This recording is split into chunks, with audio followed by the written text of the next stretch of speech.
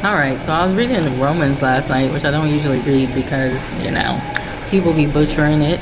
But Romans 10, if you look at verse 12 through 13, it says, because there is no distinction between Yehudi and Greek, for the same master of all is rich to all those calling upon him. For everyone who calls on the name of Yahweh shall be saved. And the cross-reference to that is Yoel 2:32c. So that says, if you start at verse 31, it says, the sun is turned into darkness and the moon into blood before the coming of the great and awesome day of Yahweh. So that sounds a lot like what the Messiah was telling us in the book of Matthew. And continuing, it says, and it shall be that everyone who calls on the name of Yahweh shall be delivered. For on Mount Zion and in Jerusalem there shall be an escape, as Yahweh has said, and among the survivors whom Yahweh calls. So that kind of sounds like when the Messiah said, I only pray for my own and those who might come, I believe. And then it looks like there's some other cross references here. Matthew 2:21, Romans 10:13, Isaiah 4:2-3, Obadiah verse 17. Yeah, so I'm going to go ahead and read Yoel because I very much think it was an answer to a prayer, because I was like, when is this coming? When are we going to be rescued? When are we going to be raised up? When are these Gentiles going to step down? Because like the book of Romans says, he's provoked us with a foolish nation. And I that could not be more true, because a lot of times I'm talking to these Gentiles on TikTok and I'm like, and I'm talking about the Christian ones, all right? When I say Gentiles, I'm not talking about, every person of every other nation, because there are some Gentiles that were Gentiles and are now really Israel. These are the ones that understand, we're supposed to keep the feasts and the Sabbaths and we're not supposed to eat pork and that kind of thing. But there are Gentiles that don't understand that and still practice these pagan things, and they come in the wisdom of their own mind, thinking they're wiser, just like the book of God the Seer states, we're so wise and intelligent, we know the sun and all this kind of stuff. And they just come like not understanding scriptures, not understanding prophecies, and you're like, why do we have to be ruled over by these people? So let's start at Yoel 1. All right, the word of Yahweh that came to Yoel, son of Pethuel. Hear this, you elders, and give ear, all you inhabitants of the land. Has this ever been in your days, or even in the days of your fathers, related to your children, and your children to their children, and their children to the generation after them? What the gnawing locust left, the swarming locust has eaten, and what the swarming locust left, the crawling locust has eaten, and what the crawling locust left, the consuming locust has eaten. Wake up, you drunkards, and weep. And well, all you drinkers of wine, on the account of the new wine, for it has been cut off from your mouth. For a nation has come up against my land, strong and innumerable. Its teeth are the teeth of a lion, and it has the fangs of a lioness. It has laid waste my vine and splintered my fig tree. It has made it entirely bare and cast it away. Its branches became white. So this is interesting, because I guess I didn't know that the fig tree still belonged to Yahweh, even though, in the New Testament, the Messiah tells the fig tree to wither. Interesting. Probably a reference to this. It says, the grain offering and the drink offering have been cut off from the house of Yahweh. The priests, servants of Yahweh, have mourned. The field is ravaged, the ground has mourned, for the grain is ruined, the new wine has dried up, the oil fell. So basically, you're in a state of destruction, Israel. The farmers are ashamed, the vineyards or the vine dressers well over the wheat and over the barley, for the harvest of the field is destroyed. The vine has dried up, and the fig trees droop. Pomegranate, also palm, and apple trees, all the trees of the field are dried up. Because joy has dried up among the sons of men. Gird yourselves and lament, you priests. Well, you attendants of the slaughter place. Come lie all night in sackcloth, you attendants of my Elohim, for the grain offering and the drink offering are withheld from your house of your Elohim. Set apart a fast, call an assembly, gather the elders, all the inhabitants of the land, into the house of Yahweh your Elohim, and cry out to Yahweh. Alas for the day of Yahweh is near, and it comes as destruction from the Almighty. So, in the church they call the Lord's Day Sunday, they replace the Sabbath with it. And it's crazy, because Gentiles will say stuff like this. and they'll swear up and down it's the truth. And then you ask them for a Bible verse, and they either don't respond or they respond with character assassinations. So, this is called the day of the Lord, all right? And it is a day of destruction from the Almighty. Is not the food cut off before our eyes, joy and gladness from the house of our Elohim? The seed has rotted under the clod, storehouses are laid waste, granaries are broken down, for the grain has withered. How the beasts moan, the herds of the cattle are restless because they have no pasture. The flocks of the sheep also perish. Now that's crazy, because there's a girl the father told me to keep my eye on. And I told her, you got to stop, stop worrying about what these people say about you. Not that I'm perfect at that, but, she got to understand she's being attacked in the spirit. And she said, I'm just so tired.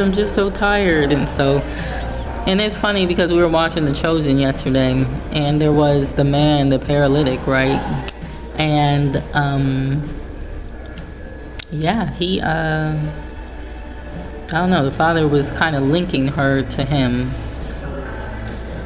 But these people were like making fun of her, and, people that call themselves children of God were making fun of her. Ain't that crazy?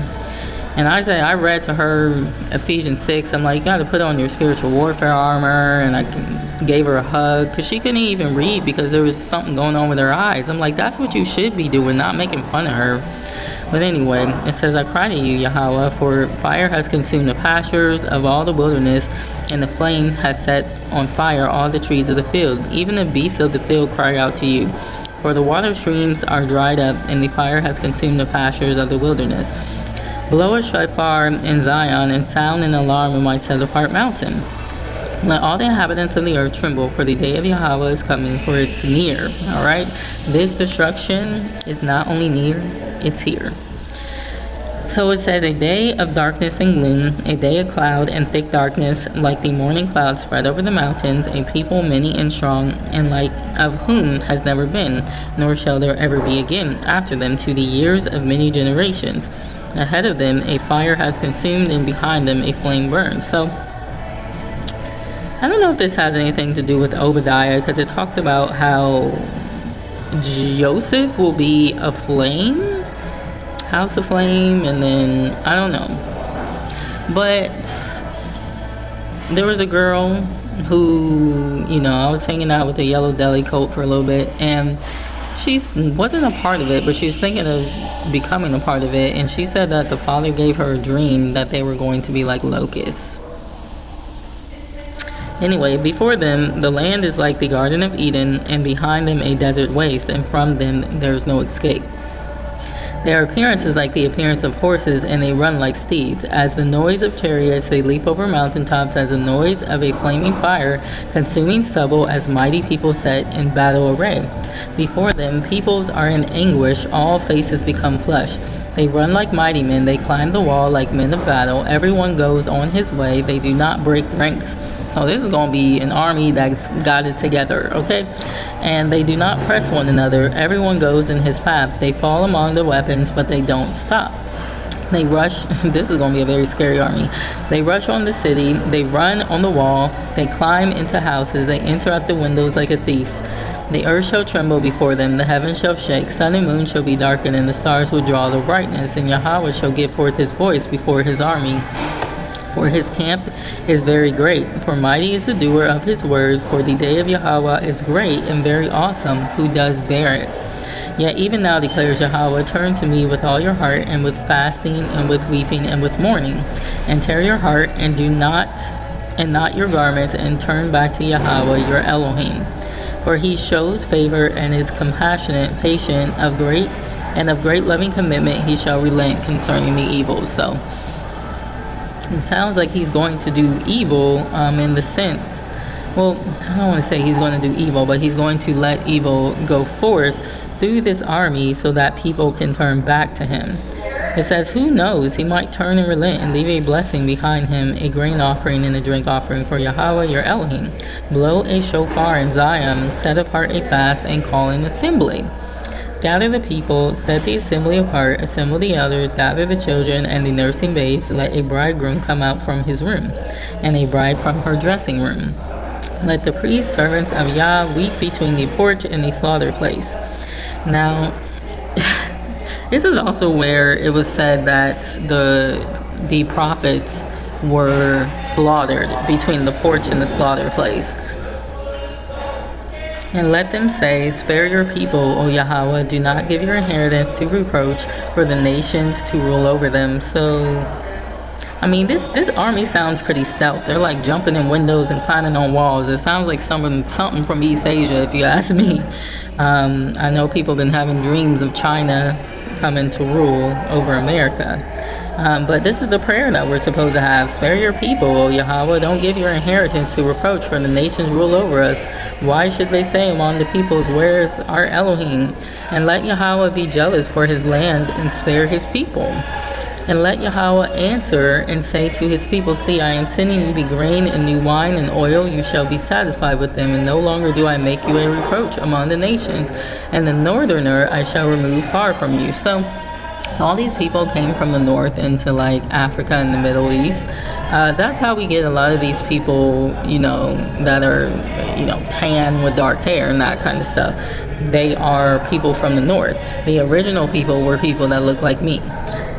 They mixed with them, so you do get a variety of skin colors, but many of them are mixed with like North Asian and European. And really, if you think about it, because Shem's land was in Africa as well as Ham's, anything in Europe is of the north. So who do you think is over here in America? These are people of the north. So it says, I shall remove from you, drive him away into a deserted land, with his face toward the eastern sea and his rear toward the western sea. His face is toward the eastern sea and his rear toward the western sea. So, I mean, it could be America.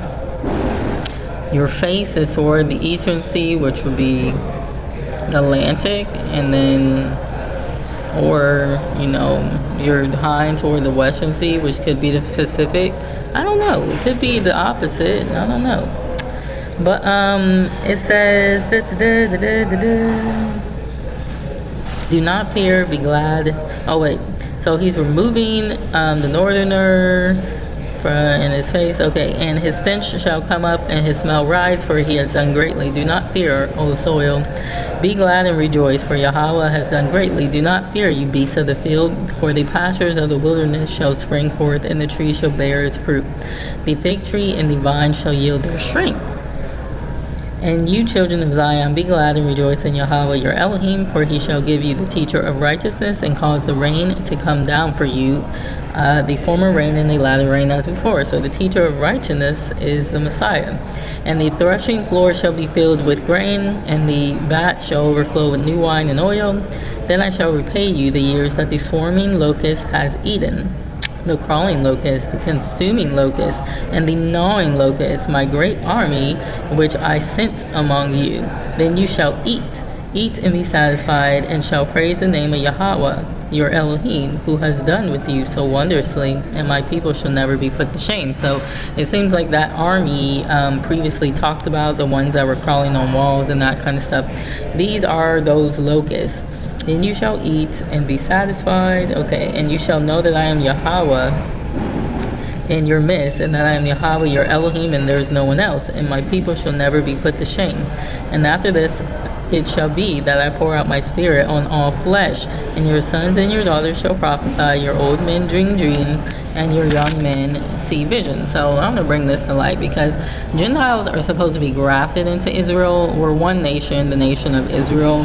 And so, those who truly believe, his spirit is poured out, and the young men will prophesy, including those who we call Gentiles, but are really not Gentiles. They are actually the seed of Abraham now. But also, this is a reference to the Israelites as well. So it says, and also on the male servants, on the female servants, I shall pour out my spirit in those days. All right, so there's a difference between a son and a servant, and I had to explain this to this girl, and it was so frustrating because she was trying to call me a Pharisee, even though she was the one adding and taking away from the word. And she tried to say that everyone's God's son. That's not true. I don't care what kind of excuse you come up with. The fact of the matter is, not everyone is God's son. You have to earn the right to be called that. But there are people that are called servants, all right? So perhaps this is these Gentiles. Perhaps it's Israel that hasn't quite come home as well. We'll see. It says, "And I shall give signs in the heavens and upon the earth, blood and fire, columns of smoke. The sun is turned into darkness, and the moon into blood before the coming of the great and awesome day of Yahweh. And it shall be that everyone who calls on the name of Yahweh shall be delivered. For on Mount Zion and Jerusalem there shall be an escape, as Yahweh has said, and upon the survivors whom Yah calls. For look, in those days, at that time, when I turn back the captivity of Yehuda and Jerusalem." So in the book of Romans, it talks about the fullness of the Gentiles and how he will graft Israel and Judah back in. This is what's going on right now. The fullness of the Gentiles is right now. Their whole rulership is ending because they didn't want to do what they were supposed to do in spirit and in truth. So it says, "Then I shall gather all nations and bring them down to the valley of Jehoshaphat, and shall enter into judgment with them there for my people, my inheritance Israel, who they scattered among the nations and divided up my land." So how did they get scattered? The transatlantic slave trade. And they're also all over Africa. They're in West Africa, East Africa, South Africa. "They have cast lots for my people, have given a young man for a whore, and sold a girl for wine and drink it." I literally just read about how in slavery, they literally sold the slaves for alcohol, a bottle of alcohol. That's how much the lives of these people was worth, a bottle of alcohol. Think about it. You go down the street and buy a bottle of alcohol for $5. $20. We'll say the best is like $100 bottle of wine. That's how much you sold a person for. And not only a person, a son of God. You're going to have a problem, all right? You're going to have a problem. So it says, "And also, what are you to me, O Sor and Sidon, all the coasts of Philistia? Are you repaying me? And if you are repaying me, I would swiftly and speedily return the reward on your head." So someone was saying the other day that Philistia is actually the Malayan people. You know, I think they have lied about, the land divisions and who the people are and that kind of thing. And so one of the things that people keep saying on TikTok, especially Japheth, is, "Oh, your people sold your people." Not understanding that the whole concept of race was created by them, and that God didn't separate people by race. He separated them by nations. So while you might be the quote-unquote same race, black, you're a different nation. So the Philistines were black, the Israelites were black, the Edomites were black, the Canaanites were black, but they were all doing this. So who sold us into slavery? It could have been our people, but it also was the Edomites, it was the Philistines, it was the Canaanites. They all were involved in it. So here's the deal. Are you repaying me? And if you are repaying me, I'll swiftly, speedily return it upon your head. Good luck with trying to come against God in this hour for his people. Good luck. All right? You're going to have an issue. "For you have taken my silver and my gold and brought my treasures into your temples." What are your temples? All right? You got these churches that still talk about pagan crap. You're still celebrating Christmas. You're still celebrating Easter. You deny God's laws through your doctrines of men. You say, "Oh, the Sabbath isn't binding." Oh, that was Old Testament. Your temples, your churches, they're pagan temples to Tammuz and the Queen of Heaven. All right? This is why the book of Ezekiel and Jeremiah says they were pouring out drink offerings for the Queen of Heaven and weeping onto Tammuz. All right? You over here weeping, "Oh, it's Christmas Day. Let's raise up this phallic Christmas tree to Nimrod and then put Jesus' name on it." All right? So they're bringing you into those temples. They're also bringing you into these other occult temples as well. So we won't get too much into that. It says, "And the people of Yehuda and the people of Jerusalem you have sold to the sons of Yawan," or Javan. Who is Javan?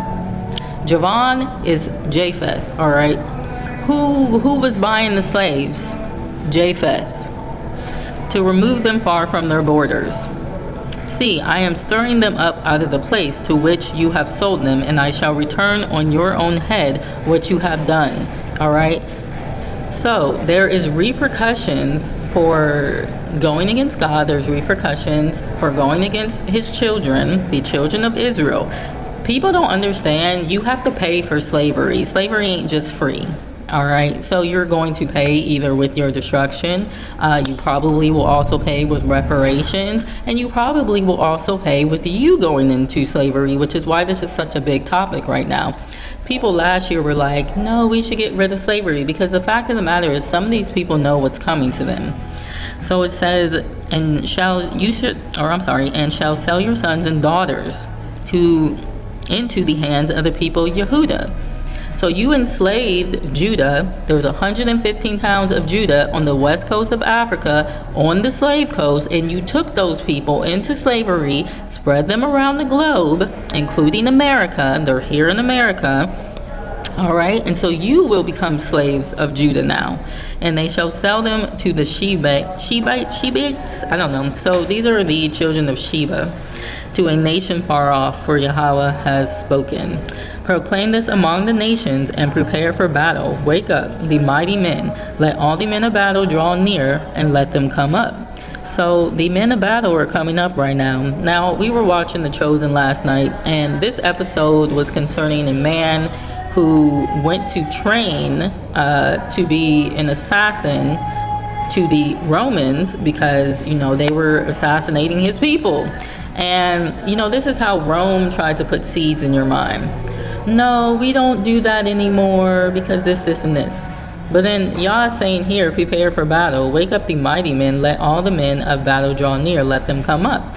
Rome does not want you to fight against them. Yet they will use witchcraft, magic, sorcery, even the word of God to try to subdue you so that you don't come against them. But they're doing all sorts of stuff behind closed doors.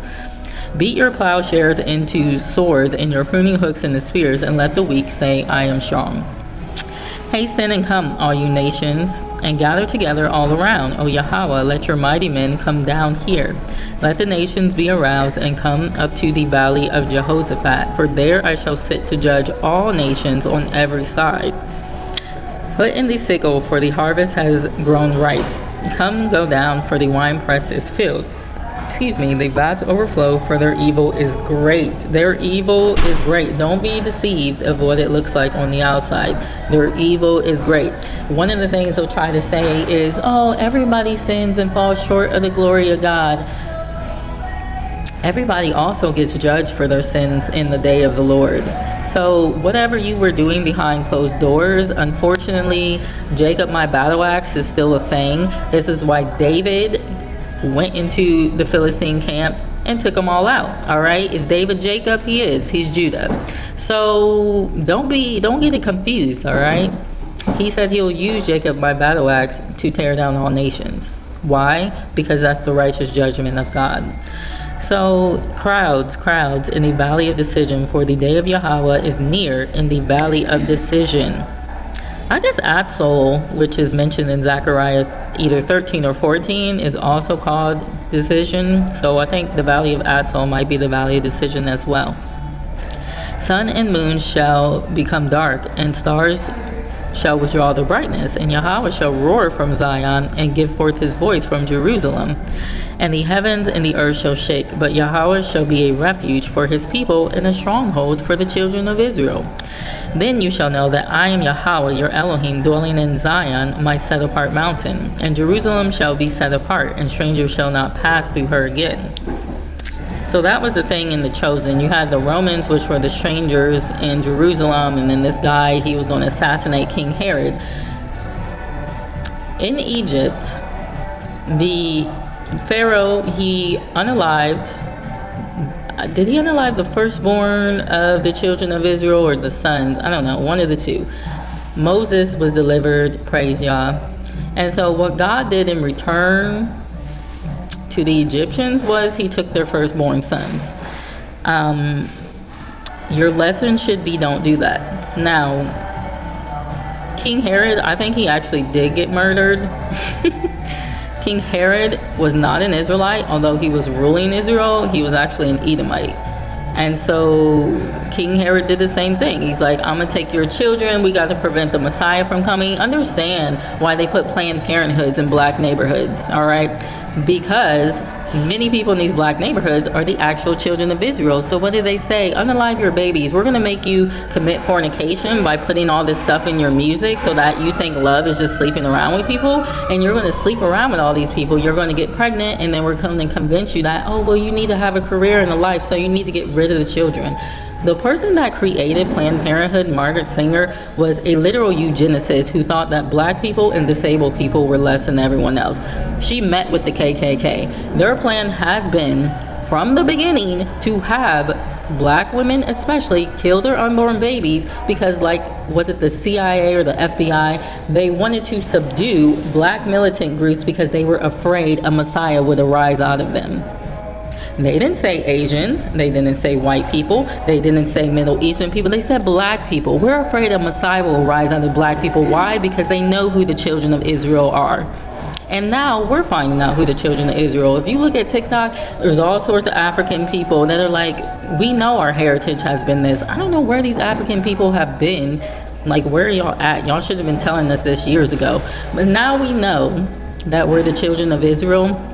Now they're trying to say, no, you can't be the children of Israel. But the funny thing about that is, Hosea says, where you were said, you are not my sons and daughters, that's what I will show them, that you're my sons and daughters. So now is the time for y'all to wake up and understand. You've been taken into their temples, you've been fed their false doctrines, their lies of the Roman Catholic Church, their Christmas, their Easter, their non-Sabbath keeping, their fake laws that they make up. All right, the same thing as the Pharisees. Why do you teach doctrines of men as if they're commandments of God? That's you. Yet you come against the Pharisees trying to figure that out. And then you say, oh, well, you're a Pharisee, you're a legalist because you want to keep the law of God. Well, yeah, I do want to keep the law of God. Why do I want to keep the law of God? Because I don't want to steal, I don't want to kill, I don't want to murder, I don't want to covet. And if you really have faith in Christ and you love him, those who love him keep his laws. So, do you actually love him? That's the question. It says, it shall be in that day that the mountain drip with new wine, and the hills flow with milk, and all the streams of Yehudah shall be flooded with water, a fountain flow from the house of Yahweh, and the water, the Wadi Shittim. Mitzrayim shall become a ruin. What's Mitzrayim? Do I have a dollar bill in here? Where's my dollar bill? If I have a dollar bill, that is. I don't know if I have one. But if you look at the back of the dollar bill, you will see that there is a whole pyramid on the back of the dollar bill. Now, why would you have a pyramid on the back of the dollar bill? Doesn't the pyramid represent Egypt? What about the eagle? Wasn't Rome and Greece and Egypt called the eagle? Isn't there an eagle on the back of the dollar bill? So this nation that we're in, when he said, if you disrespect me, disobey me, I will send you on slave ships with an iron yoke around your neck back to Egypt. What do you think we're here for? This is Egypt, babe. So it says, Edom, a ruin, which they literally just appointed the Edomite over our reparations. So Queen Blessing Atua is an African, a Nigerian, all right, and she is Isan from Edo State. She's an Edomite, all right, and who appointed her? Obama, who's probably also an Edomite. It says, a wilderness because of the violence done to the people of Yehudah, whose innocent blood they shed in their land. Notice how it says innocent blood. That means they weren't doing anything wrong. You just shed their blood because hatred, because envy, because strife, because you wanted to control. But Yehudah shall dwell forever in Jerusalem to all generations, and I shall avenge their blood, which I have not avenged. And Yahweh shall be dwelling in Zion. So, you know, people think this stuff that's happening in America is just happening, oh, it's climate change. Oh, it's just random stuff happening. I don't know where. No, it is the literal day of Yahweh. It is judgment upon the nations because you have taken his gold and silver. You sold them for a bottle of wine. You killed the innocents. It's your time for judgment, boo. Learn who your God is. But, to me, this is kind of confirmation because the prophecies were passed to Israel, not to anyone else. All right. So a lot of people ain't going to understand this. And this is also why we get flustered, because it's like you keep trying to explain this to people and they make excuses, number one. Number two, they just don't understand, because he said, I'm going to make you jealous by a foolish nation that has no wisdom. Yes, they might believe in God, but at the end of the day, they don't understand. So y'all need to wake up immediately. It's the time, y'all, especially since Judah and Levi are supposed to be the ones that deliver. So y'all be blessed. Go read that for yourselves. Pray to the Father for understanding. Have a good day.